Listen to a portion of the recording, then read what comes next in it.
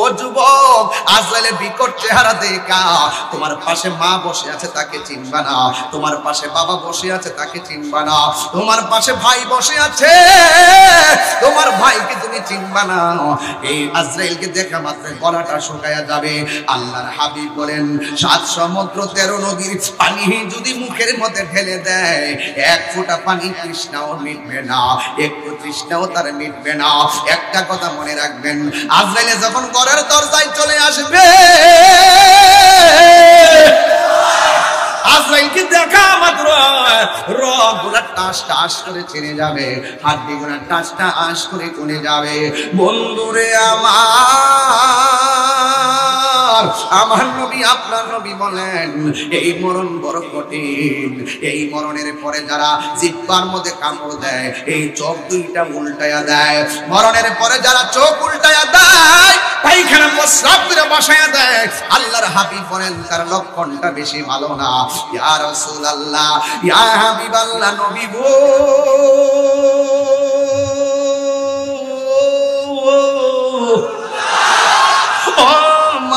নবীজি কোন লক্ষণটা ভালো? আপনারা জবান খুলে বলেন আল্লাহর হাবিব বলার ক্ষমতা আছে না? আল্লাহর হাবিব বলেন উম্মত, একটা মানুষ মারা যাওয়ার পরে যদি দেখো তার চেহারাটা হলুদ হলুদ ভাব হয়ে আছে, আমার দেশের কিছু মুরব্বী আছে ক্ষেতের মধ্যে সারা রাত দিন পড়ে থাকে, চেহারাটা অনেক কালো, কিন্তু আজান যখন হয় গামছাটা খুললা ক্ষেতের আইলের মধ্যে গামছা বিছাইয়া নামাজ পড়ে। এই কালো কালো মানুষগুলা যেই দিন মারা যায় তার চেহারাটা দেখবেন হলুদ হলুদ ভাব হয়ে যায়, যেন নূরানি নূরানি ভাব হয়ে যায়। আল্লাহর হাবিব বলেন একটা মানুষ মারার পরে 2টা লক্ষণ যার মধ্যে বেশি উঠবে, মনে রাখবে এই মানুষটা আমি নবীর কালিমা কইরা মরণ হয়েছে। সাহাবীরা ডাক দিয়া বলেন ইয়া রাসূলুল্লাহ, নবী গো, ও মায়ার নবীজি, কোন লক্ষণটা দেখলে মনে করব এই লোকটার মরণ কালিমা করে হয়েছে?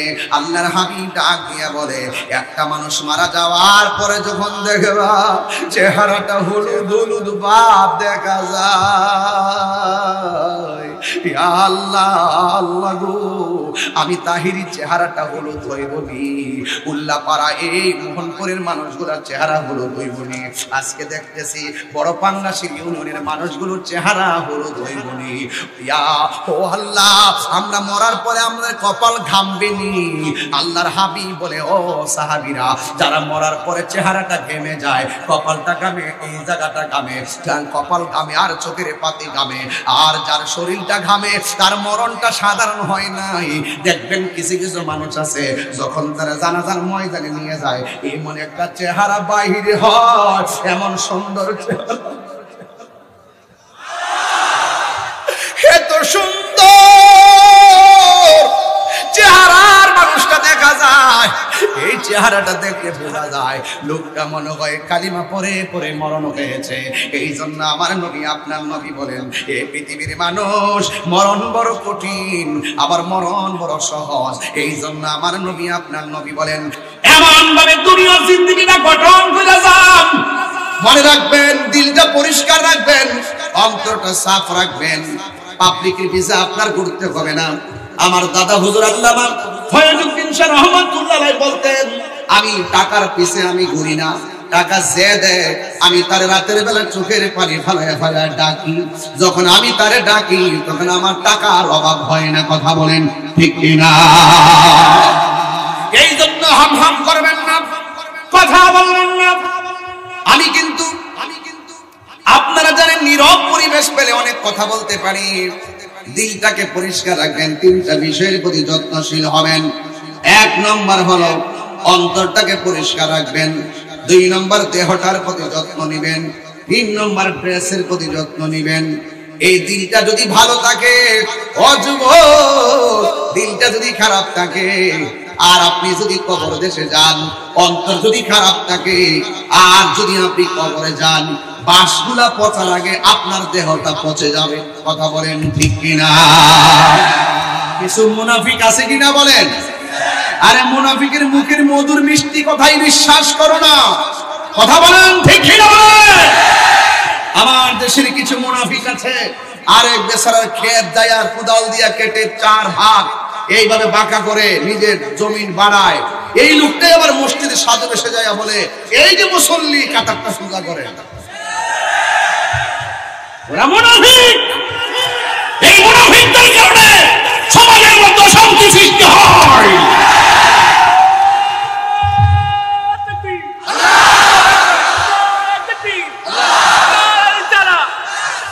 আল্লাহু আকবার বলেন। অন্তরের খবর জানে একজন, জোরে কোন তিনি কে? আল্লাহ। আমার আল্লাহ কাহার ড্রেসের দিকে তাকায় না, আমার আল্লাহ কাহার চেহারার দিকে তাকায় না, আল্লাহ তাকায় বান্দার অন্তরের দিকে। কথা বলেন ঠিক কিনা? এই জন্য ইন্নাল্লাহা আলিমুন বিযাতিস সুদূর, আল্লাহ পাক অন্তরের খবর জানে। এই জন্য যুবক ভাইরা আমার, একদিন তো আমি মরে সোজা হয়ে যাব। এই মুহূর্তে যদি এই জায়গার মধ্যে আমি মারা যাই, আমাকে লাশটাকে নেওয়ার জন্য লাশবাহী গাড়ি আসবে। আসবে কিনা? নাকি আমার গাড়ি দিয়ে পাঠাইবে? মেয়র সাহেব বলবে, পান্না ভাই বলবে, তারা বলবে তাহিরি হুজুরে পাঠাইবার জন্য লাশবাহী গাড়ি আনো। তাহিরি হুজুরে পাঠানোর জন্য লাশবাহী গাড়ি আনো, ভুলেও এই কথা বলবে না। বলবে তাহিরি সাহেবের লাশটাকে লাশবাহী গাড়ি দিয়া পাঠানোর জন্য ব্যবস্থা করো। উঠানোর সময় বলবে লাশের পায়ে দর, লাশের মাথায় দর। বাড়িতে নেওয়ার পরে বলবে লাশের জন্য চাটাই বিছাও, লাশের জন্য পানি গরম করো, লাশের জন্য মাইকিং করো। কথা বলেন না কেন? ঠিক কিনা বলেন? জানাজার মাঠে গেলে বাস্তবতা শুনুন আমার কাছ থেকে। একজন ইমাম সাহেব অথবা আপনার ভাই দাঁড়ায়া বলবে যে উপস্থিত মুসল্লিয়ানে কেরাম, উপস্থিত মুসল্লিয়ানে কেরাম, উপস্থিত মুসল্লিয়ানে কেরাম, আল্লাহু আকবার বলেন না কেন? এটা বাস্তব, বাস্তব হাসির খোরাক দিচ্ছি না, এটা বাস্তব বলছি। দাঁড়ায় বলবে উপস্থিত মুসল্লিয়ানে কেরাম, এই উপস্থিত মাইয়েত আমার ভাই দীর্ঘদিন আপনাদের সঙ্গে চলাফেরা করেছে। চলাফেরার ভিতরে যদি কোনো ধরনের অন্যায় করে থাকে তাহলে মেহেরবানি করে তাকে আপনারা মাফ করে দিবেন। আর যদি পাওনা দাওনা থাকে আমরা ভাইয়েরা আসি, যোগাযোগ করবেন। যারা দূর দূরান্ত থেকে আসছেন আপনাদের জন্য কিছু খাবারের ব্যবস্থা হয়েছে পাশের ঘরে। কোন ঘরে? আরে কোন ঘরে? পাশের ঘরে। এই হলো বাস্তব কথা, এই হলো শেষ বিদায়ের কথা। তো আরেক বছর আমার লাশের পাশে চাইয়া দাঁড়াইয়া মাপ চাইবো, এই মাপটা চাওয়ার আগে আমরা মাপ চাইলাই। ঋণ থাকলে পরিশোধ কইরা লাই, ঝগড়া থাকলে মিটমাট কইরা ফেলাই। আরে তুমি যারে কষ্ট দিয়েছো সে অভিমান করে অনেক দূরে চলে গিয়েছে, কিন্তু তুমি তোমার মাকে কষ্ট দিয়ে ঢাকা চলে গিয়েছো, তুমি তোমার বন্ধুকে কষ্ট দিয়ে বিদেশ চলে গিয়েছো। এই অভিমানে আমাদের কাছ থেকে ফুফু হারিয়ে যাচ্ছে, এই অভিমানে খালা হারিয়ে যাচ্ছে, মার বোন খালা, বাবার বোন ফুফু, এইগুলো হারিয়ে যাচ্ছে। আসো উল্লাপাড়ার মানুষ, সিরাজগঞ্জের মানুষ হাতে হাত রেখে বলি, অভিমান যা করেছি আজ সবাই সবাইকে মাফ করে দিয়ে আমরা এক হয়ে যাব। কথা বলেন ঠিক কিনা?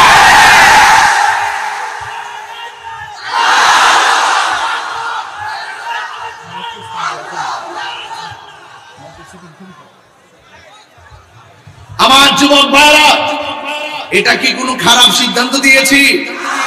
এমনও হতে পারে আপনি আমাকে কষ্ট দিয়েছেন, আমি ব্যথা পেয়ে চলে গেছি। আপনি জানেন মজলুমের দোয়া কিন্তু কবুল। তো আপনি দূরত্ব চলে গেছেন, তার কাছ থেকে ক্ষমা চাওয়ার আগে হয়তো আপনি কবরে চলে যেতে পারেন। কথা বলেন ঠিক কিনা বলেন? এই জন্য আমরা ক্ষমা চেয়ে নিব আজকে উল্লাপাড়ায়। এই সিরাজগঞ্জের মানুষ ক্ষমা চাইতে রাজি আছেন কিনা? তাহলে আমার সাথে গজলে গজলে ক্ষমা চাইবেন। পারবেন? পারবেন?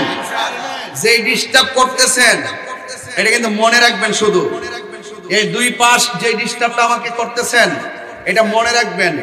সাবধান বলে দিলাম, আপনারা আমাকে খুব ভালো করে চিনেন। এখানে এটা আমার বাবার মঞ্চ কিংবা এটা নাচের মঞ্চ না, এটা গার্ডেন অফ হেভেন, এটা জান্নাতের বাগান। রিজারেকশন লাইফটা একটা আছে, আফটার ডেট একটা আছে। এখানে আপনাকে হিসাব দিতে হবে। আফটার ডেতে আপনি যা করবেন, আফটার ডেতে আপনাকে সেই হিসাব পুঙ্খানুপুঙ্খ করে দিতেই হবে ইনশাআল্লাহ। দিতে হবে কিনা বলেন?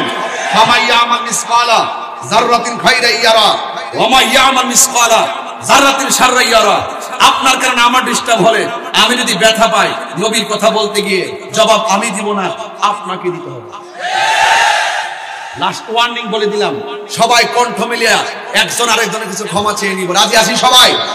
আমাকে ঘরে বলছে, হুজুর একটু মা বাপের কথা কইেন, হুজুর একটু কবরে আযাবের কথা বলেন।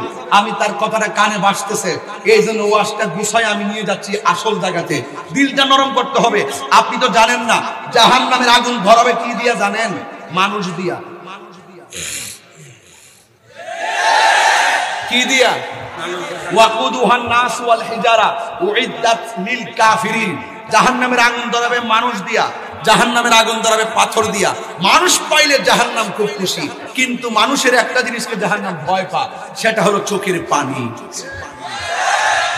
আপনি পারলে আপনি কবর আযাবের আলোচনা যখন শুরু করব, আপনি কাঁদবেন। মার কথা যখন শুরু করব, আপনি কাঁদবেন। কেন কাঁদবেন? অনেকে কয় কবরে মানুষ কি আযাবে আছে, তাদের জন্য কাঁদে, তাদের জন্য কাঁদে। আরে বেটা, তাদের জন্য কাঁদো না, তারা শাস্তি তো তারা পাচ্ছে, নিজের শাস্তির চিন্তা করো। কথা কোন ঠিক না বেঠি? নিজের শাস্তির চিন্তা করো, তাদের জন্য দোয়া করো। কথা বলেন ঠিক না বেঠি? এই জন্য আমার সাথে গুনগুনায় পড়বেন। আমি গজল কিন্তু বেশি গাই নাই। গাইছি কয়টা? গজল কয়টা গাইছি? আচ্ছা, একটা গাইছি, হয়তো দুরূদ শরীফে বলছি, যাক ওয়াজের ভিতরে বলি না। বলেন, হারিয়ে যাব রবনায় ভুবন চিরদিন, বলো হারিয়ে যাব আর রবনায় ভুবন চিরদিন। ক্ষমা করে দিও তোমরা আমার, বলো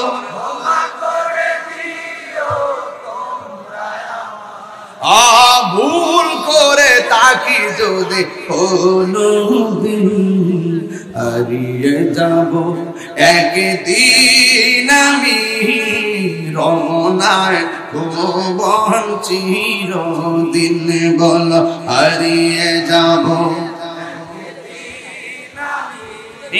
রমনায় ভুবন চিরদিন। বাঁশি বাগানে বা গোরস্থানে হয়তো দিবে মোরে খবর, তোমরা আমায় যাবে ভুলে, রাখবে না জানি কোন খবর। বাঁশি বাগানে বা গোরস্থানে হয়তো দিবে মোরে খবর, তোমরা আমায় যাবে ভুলে, রাখবে না জানি কোন খবর। পড়বে কি মনে আমার কথা, পড়বে কি মনে ফেলবে কি অশ্রু কোনদিন, হারিয়ে যাব রমনায় ভুবন চিরদিন। সবার কাছে মাপ চান। হারিয়ে যাব রমনায় ভুবন চিরদিন, ক্ষমা করে দিও তোমরা আমার, বলো আল্লাহ। ভুল করে তাকি যদি কোনদিন, হারিয়ে যাব রমনায় ভুবন চিরদিন, বলো হারিয়ে যাব একদিন আমি নাই ভুবন চিরদিন। একটা জবান বন্ধ রাখবেন না, মহব্বতে মায়ার সুরে বলো সুবহানাল্লাহ। আল্লাহ রাব্বুল আলামিন কোরআন কারীমের মধ্যে বলে দিয়েছেন, ইন্নাহু হুয়া ইউবদিউ ওয়া ইউঈদ।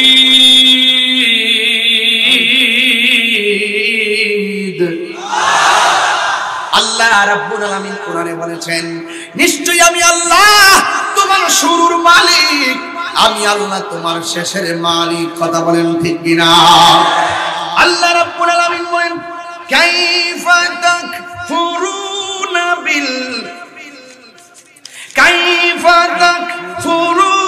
বিল্লাহি ওয়া কুনতুম আমওয়াতান ফাআহইয়াকুম সুম্মা ইউমীতুকুম সুম্মা ইউহয়ীকুম সুম্মা ইলাইহি তুরজাউন।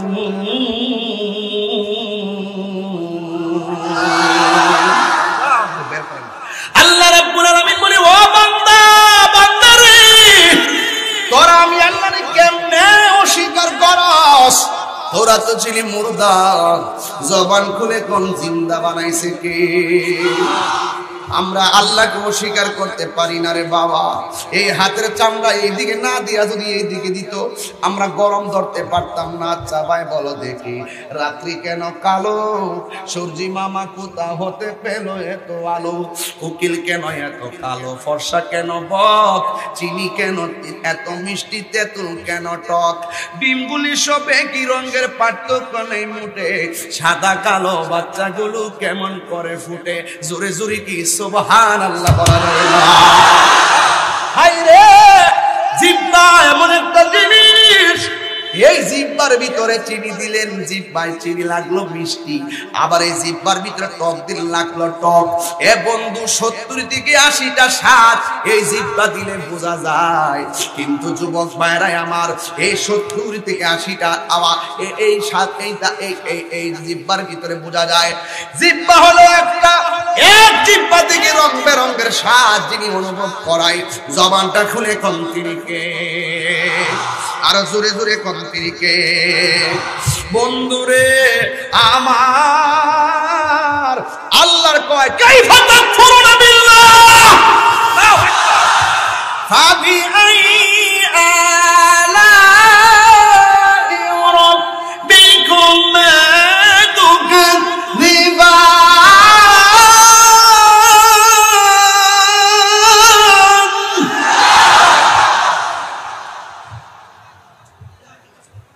فبأي آلاء ربكما تكذبان।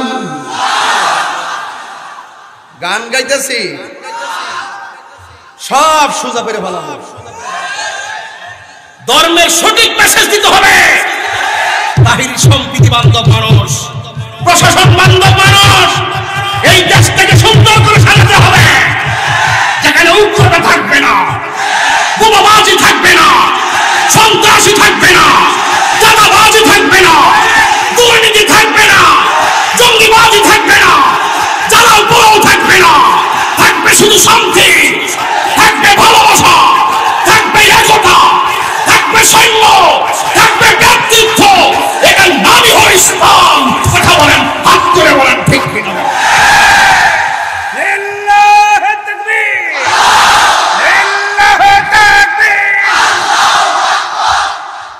নারী সালাত কোন না? নারী সালাত কোন?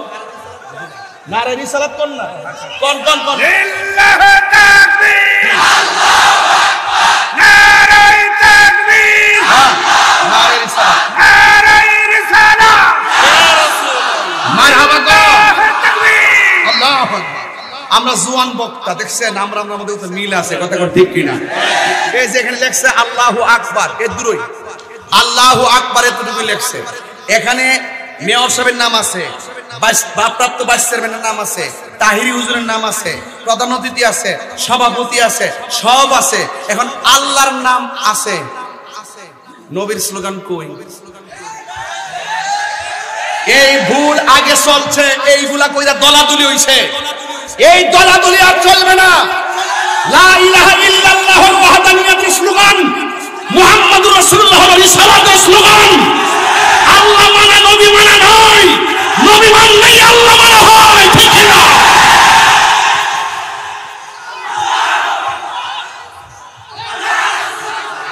ঠিক আছে, কথা ঠিক আছে। আমরা আরে শুনেন, আপনারা তো আমরা চিনেন কিনা বলেন? গত রাইতে আমি ওয়াজে যখন উঠছি, আমার গাড়ির হেডলাইট হাতরু দিয়া বাইরিয়া ভাঙ্গা গাড়িটারে শেষ করে দিছে। এরপরে ওই গাড়ি কোন রকম ভাবে মোবাইল টোবাইল দিয়ে টিপা পাবনা আইছি দিনের বেলা, পাবনা মাহফিল করে এখানে আসছি। আমার গাড়ি ভাঙছে, রাত্রে যাতে গাড়ি নিয়ে আনা আসতে পারি। হেডলাইট বাইরে ভাঙছে, ভিতরে বাল্ব গুলো ভাঙছে। যারা এইগুলো ভাঙ্গে এরা স্বাধীনতা বিরোধী, অপশক্তি। কথা বলেন ঠিক না বলেন? কারণ আমার ধর্মের স্বাধীনতায় সে হস্তক্ষেপ করেছে। আমি যেইভাবে স্বাধীনভাবে দিনের কথাগুলো বলি, অনেকের অ্যালার্জি শুরু হয়। কথা বলেন ঠিক কিনা বলেন? এই সমস্ত কুলাঙ্গাররা যারা আমার গাড়ি ভাঙছে, শুধু আমি না, আমার মতাদর্শ যদি কেউ নাও মিলে কোন আলেমের গাড়ি ভাঙবে, এটার জন্য আমি প্রস্তুত না। একটা আলেমের গাড়ি ভাঙবে, সে আপনার এলাকার মেহমান, আমি আপনার এলাকার মেহমান। আসার পরে আপনি বেহাদুরি দেখাইছেন, গাড়িটা হাতড়িতে ভাঙ্গা সুরের মতন পালাই গেছেন গা, ভেড়া হইলে সামনে আসেন। কথা কন ঠিক না বেটি? দালিলিক যুদ্ধে যারা পরাজিত হয় তারাই হাতের মতো অস্ত্র তুলে নেয়। কথা বলেন ঠিক কিনা? সিরাজগঞ্জের মানুষ, নবী বান্ধব মানুষ, আমরা কোথায় গিয়ে ঠেকছি দেখেন। আজকে আমি দিনে যেখানে প্রোগ্রাম করেছি, উপরে নারে তাকবীরও নাই, আল্লাহু আকবারও নাই, নারে রিসালাতও নাই, ইয়া রাসূলুল্লাহ নাই। আবার আমাদের সবার নাম আছে। আমার মনে চাইছিল যে আমি তো সবসময় জিগাই যে যার নামের আলোচনা হবে তার স্লোগান দিতে লজ্জা কিসের? এখানে আপনি নারায় আল্লাহু আকবার লিখছেন, নবীর নাম দিলে কি তো লা ইলাহা ইল্লাল্লাহ। একটা হিন্দু যে গত সপ্তাহে একটা হিন্দু আমার কাছে কালিমা পড়ে মুসলমান হয়েছে, গত কয়েকদিন আগে চিটাগাঙ্গে মুসলমান হয়েছে। এরপরে এক পরিবার আমার কাছে মুসলমান হয়েছে এফিডেভিটের মাধ্যমে। কিন্তু আমি যদি তাকে লা ইলাহা ইল্লাল্লাহ পড়ায় পাঠাই দেই, সে কি মুসলমান হয়েছে? লা ইলাহাং হরতি পাপং ইল্লা ইলাহাং তপ জপিনা মুহাম্মাদুর রাসূলুল্লাহ ভাষী অধ্যক্ষর মিম অধ্যক্ষর।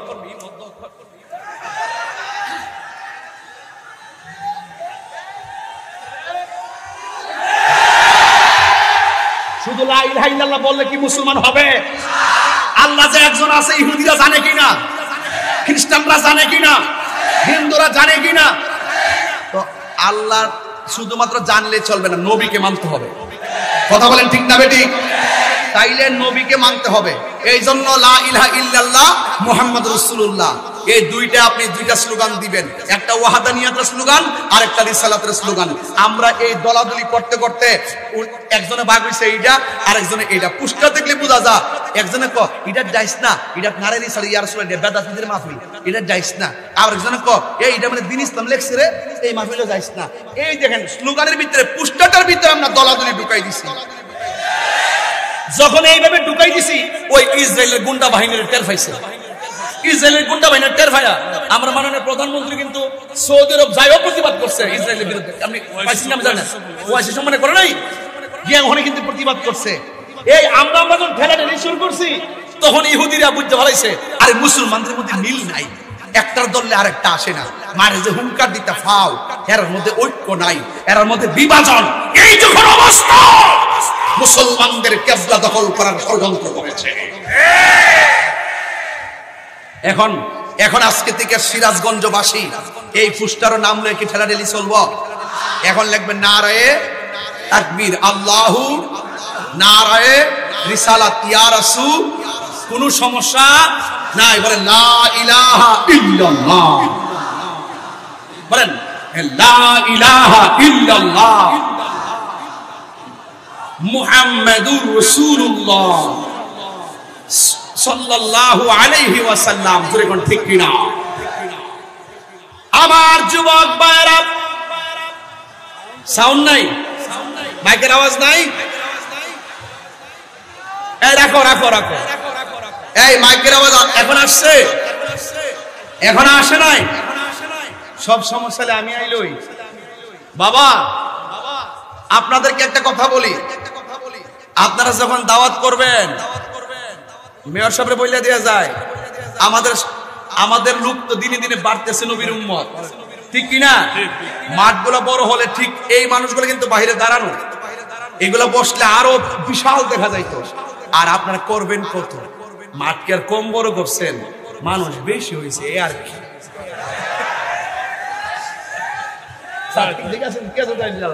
ঠিক আছে কিনা বলেন?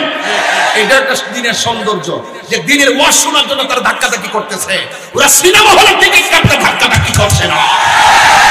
এটা গুড মেসেজ, ঠিক কিনা বলেন? তাহলে জবান খুলে কোন হায়াতের মালিক কে? এখান থেকে ওয়াজটা চলে গেছে অন্যদিকে। যাক, মাঝে মাঝে লড়ন লাগে আর কি, একটু শুধু ঘটনা কইলে তো চলে না, মাঝে মাঝে কিছু কথা বলতে হয়, নাহলে তো পাবলিক বুঝে না কথা কোন, ঠিক কিনা? আমার যুবক ভাইরা, আল্লাহ রাব্বুল আলামিন কোরআনুল কারীমের মধ্যে বলেছেন কাইফা তাক। শুনেন, এই আয়াতটা তেলাওয়াত শেষ করার পরে এমন একটা ডাক দিবেন আল্লাহকে যেন গুরুস্থানের কবর আযাব আল্লাহ মাফ করে দেয়। আমিন কোন, আমিন কোন। কাইফা তাকফুরুনা বিল্লাহি ওয়া কুনতুম আমওয়াতান ফাআহইয়াকুম সুম্মা ইউমীতুকুম সুম্মা ইউহয়ীকুম সুম্মা ইলাইহি তুরজাউন।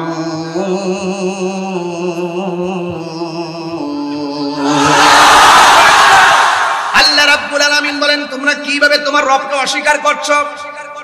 এই রব তো তিনি। কৃষি শিক্ষা পড়ছেন আপনারা? মুরগির ডিম থেকে বাচ্চা ফুটে 21 দিনে, আর হাঁসের ডিম থেকে বাচ্চা ফুটে 28 দিন পর। দেখবেন মুরগির নিচ থেকে 12টা ডিম মুরগির নিচে দিয়েছেন। 12টা ডিম কয়টা? 12টা ডিম মুরগির নিচে দিয়েছেন। 21 দিন পর কিচিমিচি আওয়াজ শোনা যায়। 12টা ডিম থেকে 3টা ডিম বাদ গেছে, আর থাকে মাত্র 9টা। 9টা ডিম থেকে 3টা বাচ্চা ফুটলো কালো, আর 3টা বাচ্চা ফুটলো সাদা, আর 3টা বাচ্চা ফুটলো গলা সুরাইয়া। জুরি কি সুবহানাল্লাহ বলা যাবে না? এই কথাটা আমি বলছিলাম যে তুমি রবকে কিভাবে অস্বীকার করছো? ডিমগুলি সবে কি রঙের পার্থক্য নেই মোটে। সাদা কালো বাচ্চাগুলো কেমন করে ফুটে? এক রঙের ডিম থেকে রঙে বেরঙের বাচ্চা কেউ ফুটাইতে পারে না রে বাবা। জবানটা খুলে বলো, যিনি ফুটাই তিনি কে? ওই আল্লাহ বলছেন, আমি আল্লাহ তোমাদের হায়াতের মালিক। তোমরা ছিলে মুর্দা, আমি আল্লাহ তোমাদেরকে জীবন দিলাম। জীবন দেওয়ার পরে কেউ এমপি হয়ে গেল, জীবন দেওয়ার পরে কেউ মন্ত্রী হয়ে গেল, জীবন দেওয়ার পরে কেউ মেয়র হয়ে গেল, ভারপ্রাপ্ত ভাইস প্রিন্সিপাল হয়ে গেল, কুষ্টিয়া ইসলামী বিশ্ববিদ্যালয়ের দায়িত্ব ভাইস চ্যান্সেলর হয়ে গেল, তাহিরি মতন একটা নগণ্য বক্তা হয়ে গেল। আল্লাহ আমাকে জীবন দেওয়ার পর এটা হলো ওইটা হলো, কেউ 10 তলা বিল্ডিং এর মালিক, কেউ টিনের ঘরের মালিক, কেউ মাটির ঘরের মালিক। বাস আমার মাঝে একটা ভাব এসে গেছে, কিন্তু আমার আল্লাহ কোরআনের আয়াত লাগাইয়া দিয়েছেন, আমি আল্লাহ জীবন দেওয়ার পরে তোকে যে যাই কিছু মালিক বানাইলাম না কেন, আমি সব মালিকানা একটা থাবা মেরে স্তব্ধ করে দিব। ওই থাবার নাম হলো সুম্মা ইউমীতুকুম, অতঃপর আমি আল্লাহ তোমাদেরকে মৃত্যু দিব। এই মরণটা বড় কঠিন। এতক্ষণ আমি একটা ওয়াজের ভিতরে ঢুকছি, আর ডানে বামে যাইলে চলবে না বাবা, ওয়াজ বুঝবেন না। চোখের পানি ফেলায় ফেলায় বিদায় হয়ে যান। বন্ধুরে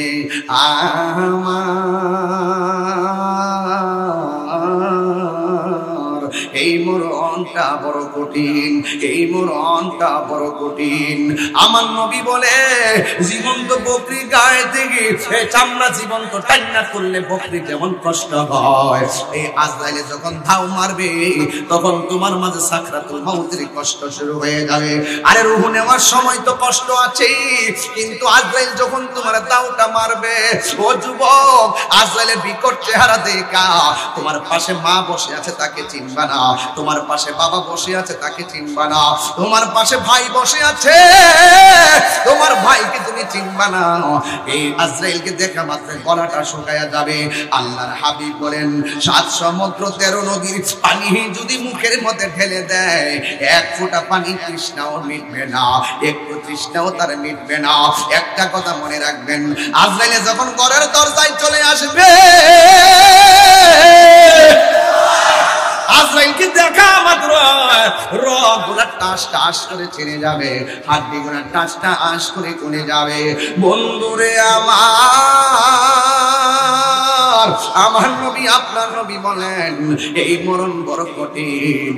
এই মরণের পরে যারা জিহ্বার মধ্যে কামড় দেয়, এই চোখ দুইটা উল্টায়া দেয়, মরণের পরে যারা চোখ উল্টায়া দেয়, পায়খানা প্রস্রাব করে বসায়া দেয়, আল্লাহর হাবিব বলেন তার লক্ষণটা বেশি ভালো না। ইয়া রাসূলুল্লাহ, ইয়া হাবিবাল্লাহ, নবী গো